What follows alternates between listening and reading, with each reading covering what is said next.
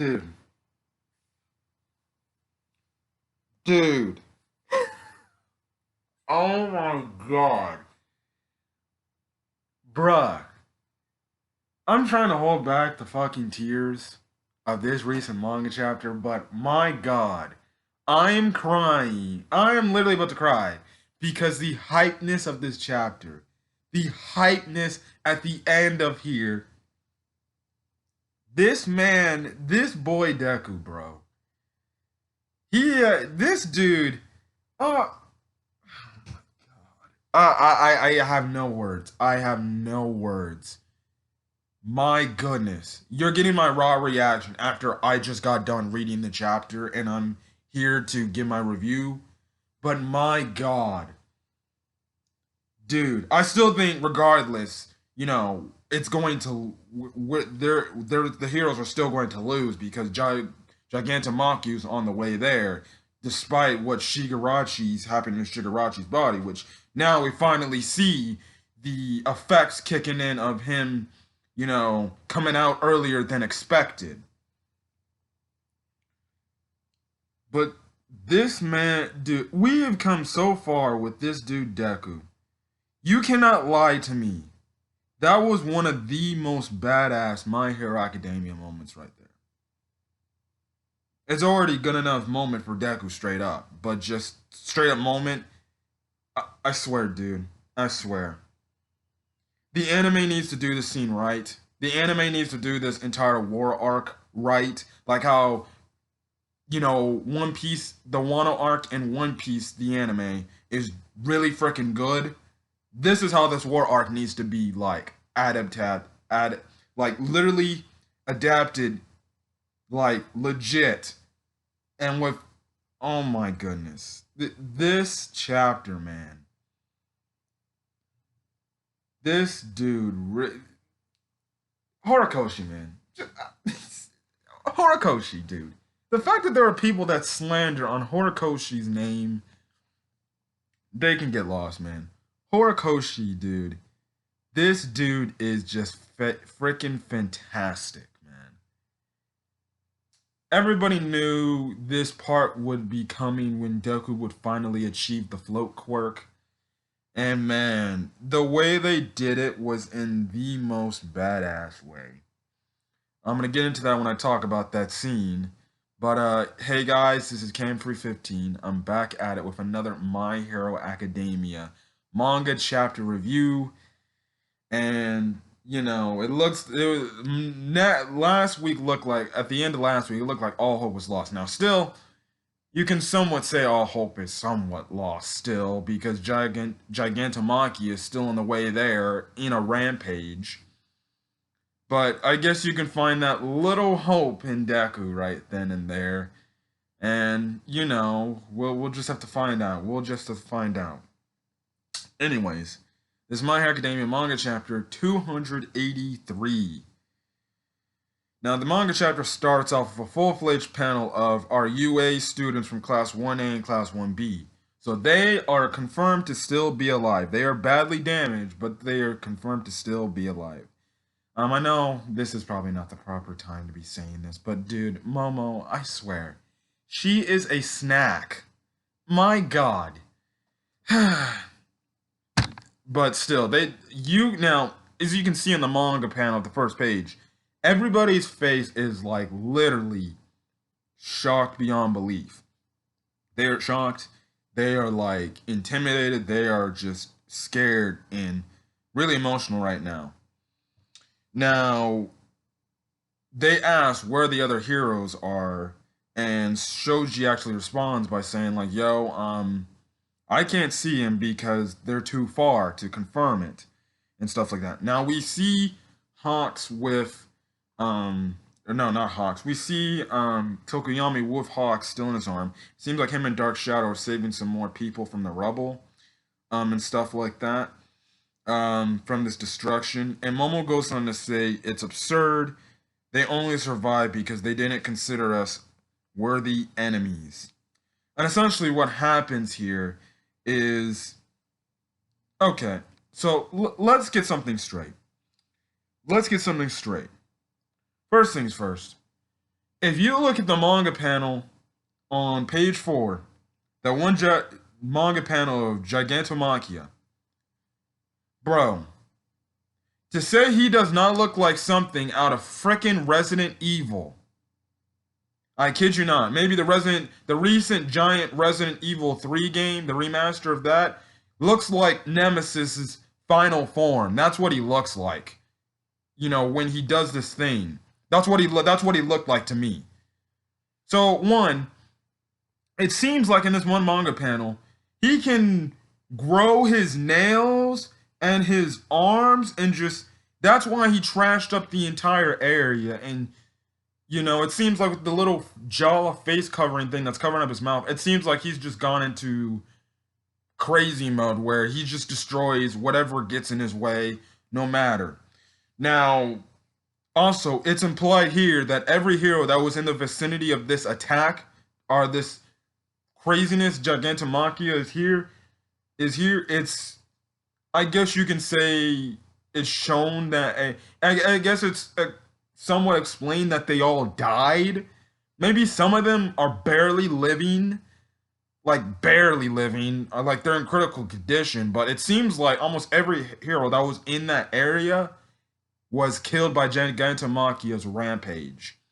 Heck, you even see like a panel of Fat Gum and Tamaki. So we don't know if they're alive. But the reason why the Class 1A students and the Class 1B students are still alive and not caught in this crossfire is because the hero by the name of Majestic manages to use his quirk to essentially send them away, far away from the damage so they don't get affected. I'm guessing before he dies, apparently, he says, "Your decisions and actions were correct. You kids played this right. Whatever happens now, don't ever doubt that." He's essentially telling him, listen, you guys did the best you could. You did what you guys were here to do, and you did what you thought was the best possible outcome. Do not be disappointed in what you guys did. Be proud of it. He sends them away, and I'm guessing that's when, Gigantomachia just continues rampage and then he dies. So like I said, it seems like all the heroes that were in the vicinity of that area were killed, more than likely, which, if that's the case, hundreds of heroes just died right now. Hundreds of them. And there's hardly, and I guess you can say there's hardly any heroes in Japan left.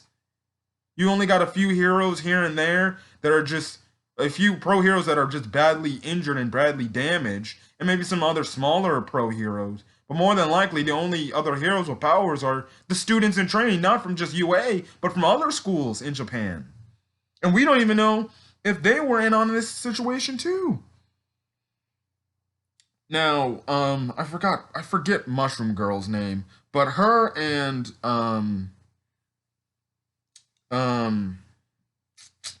look, hold on a second, guys.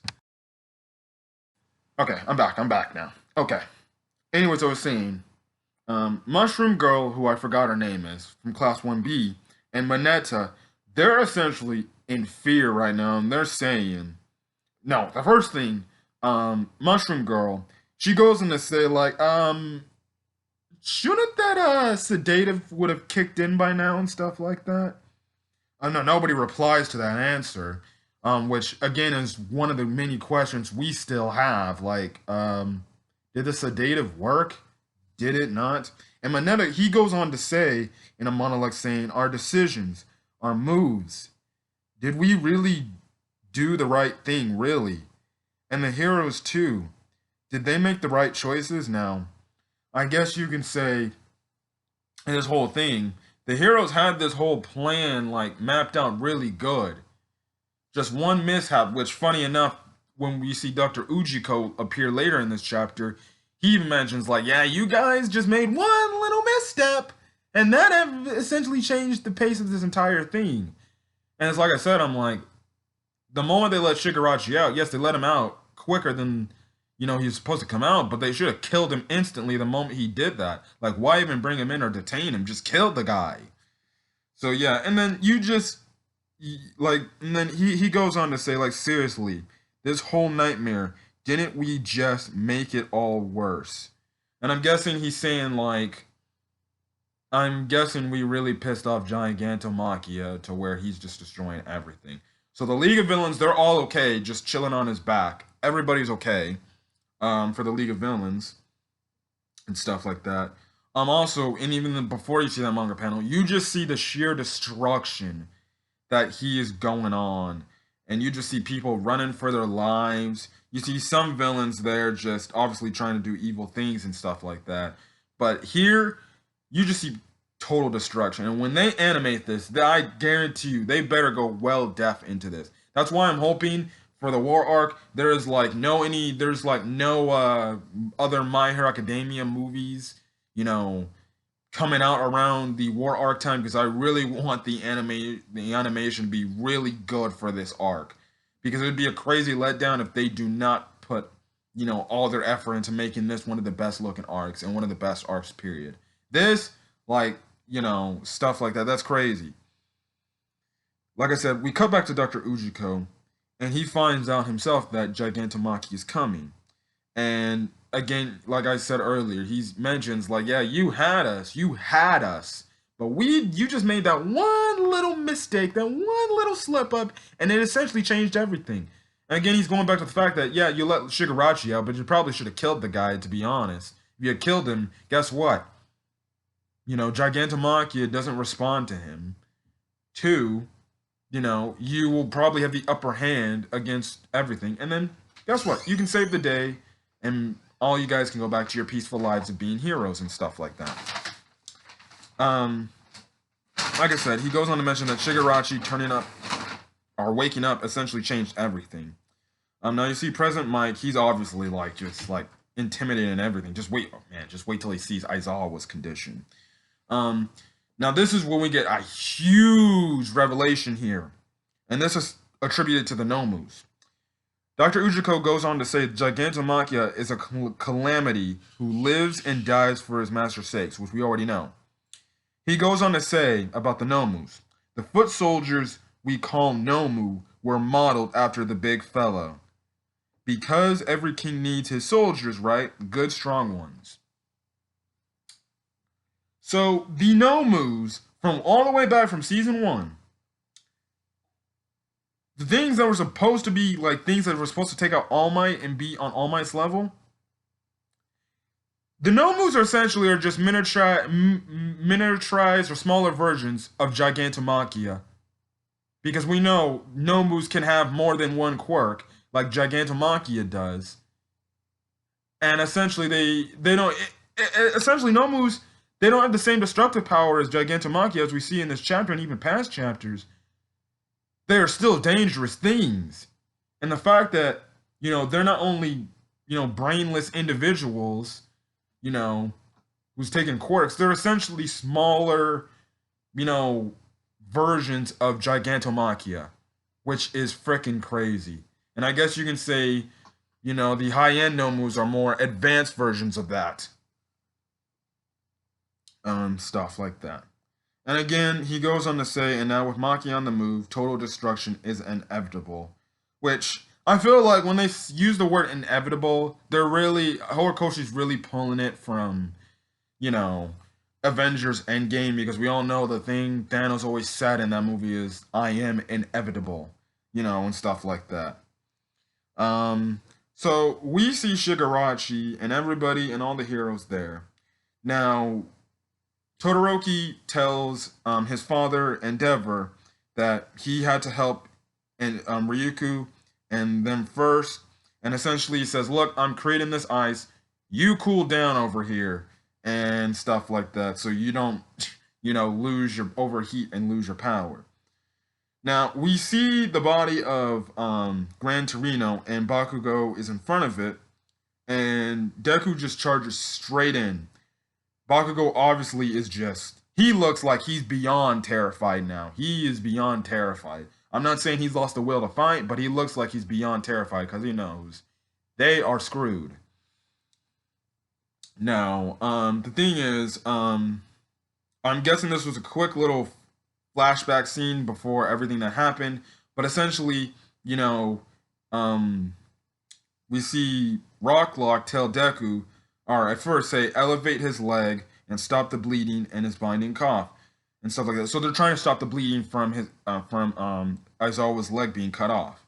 And this is when Rock Lock tells Deku like, "Yo, just run, man. It's not worth it." But Deku to say, dude, first things first. Oh my goodness, the drawing on Deku's facial expressions, bro. This dude is one. He is crying. He's crying tears of anger, man. The detail they put on Deku's face, I'm telling you, dude. Everybody in the My Hero Academia community who reads the manga has been saying this. After this arc, this is gonna change Deku's, like, this is gonna change Deku like a lot. And people who, do not like Deku and do not, like his character with the way they have, well, the way they might be taking his character, like I'm saying, dude, they might make him not as hardcore, as say maybe a Bakugo, but they might make him where, he'll still be the Deku we like and know. Well, he'll make occasional jokes here and there, but I feel like, especially if we get a time skip, I feel like Deku will be a much more serious Deku in terms of, like, this whole event will like change him, change his character and everything, and the people that are affected. It will change him to become a more serious person. They'll probably take things more serious. Like, maybe every now and then he'll be the happy-go-lucky, but I definitely can see that by the time this arc ends, he's going to be a much different character. His personality is going to be, much more different than the Deku we all know and love. I'm still waiting for that one moment when he gets his Luffy at the end of Marineford, when he just completely loses all sanity and he just loses it. And what I mean is he just can't deal with all the loss, which happened to Luffy when, spoilers, his brother died. Sorry if I spoiled that for you, but I'm sorry. Anyway, but that's where I feel like this could be going. Now, Deku, he straight up charges in. Now, actually, funny line here. I found it funny how Shigarachi's like, "Well, okay, it's time for all you to die now." So, it's funny. Now, this was an interesting part. So, in the next page, Shigarachi looks like he's about to make his next attack, but then his entire upper chest to, I believe, his right arm, for some reason, splits open, and he is shocked by this. And this is what everybody predicted. When are we going to get that scene when, his power, him coming out early was going to be the downfall? Now Deku realizes this quickly. Shigarachi goes on to say that, I get why I was all busted up just a second ago. I pushed my body past its limit to keep moving, which we all know, this dude with no quirks was taking all these attacks like crazy and stuff like that. He goes on to say, but now after my hyper regen quirk is back, my body shouldn't have any limit. So what he's trying to do is, okay, he sees the damage to his body. He's like, well, I'll just go re-heal it. So I'm going to be good now. Now, he asked an interesting question of saying, what's the date today? I don't know what that's supposed to mean. I don't know why he said that. I'll probably watch somebody's review and they'll probably make it more depth. But then that's when Deku internally thinks his body. Gran Torino said that he got the all-for-one quirk transplanted into him. And that's when Deku, calling back from his past, events dealing with, one for all, he comes to realization that the power, is too much for his body to handle right now. And it's too much for his body to keep up with right now. Because, one, he got out much earlier than expected, which makes sense. Like, you would think after all these attacks, his body would be like, okay, like, come on, your body can't take this much punishment. And stuff like that. Now, we cut over to, Mirako by a hero who is saving her. I don't know who the hero in this silhouette is, but this person says, stay with us, Mirako. And Mirako says, you win this by staying alive, and you will win. Now, Shigarachi, he's like, I don't care anymore. He's looking up to start using his decay quirk again. Deku gets his Black Whip quirk fired up, and he's like, one touch should end all of this in terms of what Shigarachi's saying this. So he uses his he uses his decay quirk, but then Deku gets into the air, or would I say floats into the air. And bro, I was marking out. This man Deku has everybody, all the heroes in the vicinity, wrapped in his black whip quirk. Everybody, from Todoroki all the way to the injured Aizawa, he has them all in his freaking grasp right now. And um and Rockluck makes a mention saying we're floating. And then it goes on to say one for all, seventh users. And one, we also get the confirmation Gran Torino is not dead. He is still alive, just probably, like I said, in critical condition, but he's still alive. And this is when he sees what Deku's doing, and he's like, that's Shimura's. And with a smile on his face, you see Deku in the air with his float quirk, and he even has Shigarashi catch up with him with his black whip quirk. And Deku goes on to say, up here is where I will beat you. I swear it with all I got. Oh my god. That was, I kid you not. If that does not hype you up for next chapter, and also another thing, next manga chapter comes out September 18th, which is next Friday, I believe. Not this upcoming Friday. Yeah, next Friday. So I believe it's next Friday, as I'm looking at my calendar on my computer right now. But yeah, it's not this Friday, it's next Friday. So it's not really a break. It's kind of I guess you can say it's an extended somewhat break. So next Friday, September the 18th, is when we get, I guess, the battle between Deku, who can float now, and Shigarashi. Now, I still think, now it's going to be interesting to see. Deku's literally going to fight Shigarashi with everybody else with his black whip. But it seems like, too, he's using his black whip with his injured arm to hold everybody in place. He's going to fight, I'm guessing, with his legs and his other arm. So he's fighting a 3-limb battle right now. But dog, that was, I swear, man. When you saw my reaction to what I just read, I don't care. Looking at this part, man, dude, Deku looks like a determined man to beat Shigarashi, dude. And two, I'm sorry, man, reading that chapter was so effing hype, bro. I kid you not, man. Dude, just give me what I want. Give me Deku versus Shigarashi. Like I said, Deku might get beat up and might get destroyed by Shigarashi. But my goodness, this man Deku is not giving up without a fight. He said, enough with the bullshit. I am tired of this. I am taking things into my own hands.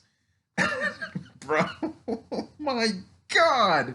Now, I personally think what's going to happen going forward is Gigantomachia is going to arrive when it probably looks like, I want to say Deku's going to win, but maybe Deku now has the upper hand thanks to the fact that Shigarashi's somewhat damaged. I'm feeling like Deku's going to start targeting that area more than likely. And when he tries to target that area, it's going to be an issue for Shigarashi to deal with. So yeah, so now, and plus Shigarashi's decay quirk is nullified because, the ground decay quirk is nullified because Deku can now float now, and stuff like that. And it's funny. I called it that the fact that the float quirk, and I know everybody called it as well, but I knew the float quirk would activate for Deku in a time of need when, it looks like Shigarashi's gonna do this decay ability again, and I knew Deku was just going to use his float quirk here and there. So Deku now has All Might's Master's quirk, float. And I feel like right now he doesn't realize it, but I feel like when he does realize it, he's gonna be like, okay, that's just pretty cool. It's also cool to see that Gran Torino isn't dead either. He's like, I guess, gasping on the brink of death. So I guess everybody's confirmations wondering if he's dead. I guess you can say for the time being he's alive right now. Now, I'm guessing maybe Deku will put the other here, the others down, and he'll fight in the air. Um, Now that he's got his float quirk, because now with Black Whip he'll be able to just keep Shigarashi in the air. Now, we're like I said, I still think this is just a prequel of what we'll get of the final battle, which I believe is only like going to be a few arcs away after this. But this is like the prequel fight, and essentially, like I said, it's essentially the user of One for All versus the user of All for One, and they're essentially still somewhat a little bit, I guess you can say, you know, not at their full potentials yet.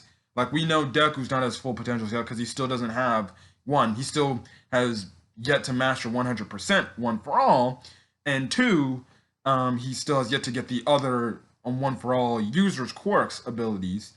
As well as Shigarashi, with him coming out early, he's not at his full potential.